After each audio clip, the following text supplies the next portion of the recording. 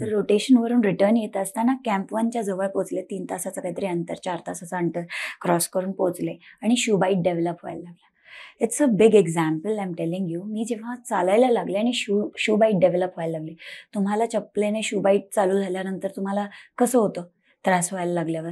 मला चारही बाजूने लागायला लागले शूज. ते ॲज युजल 2.5-3 किलो आणि त्याच्यानंतर आतमध्ये ते हर्ट करतायत, घासतंय. लेफ्ट साईड, राईट साईड, उजव्या पायाचं आणि डाव्या पायाचं, दोन्ही पायांचं असे घासतंय, मला त्रास होतोय.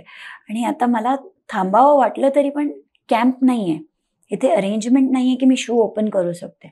आणि रस्त्यात कुठेच बर्फामध्ये तुम्ही कुठेही तुमचे fully dressed up dress open नाही करत, कारण there is a huge risk.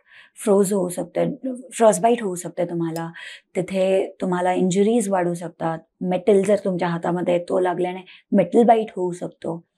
आणि ओव्हर एक्झर्शनचं पण कारण बनू शकतं ते, कारण तुमचे जेवढे पार्ट्स एक्सपोज होतील तेवढं तुमचं बॉडी हायड्रेशन कमी होणार ना.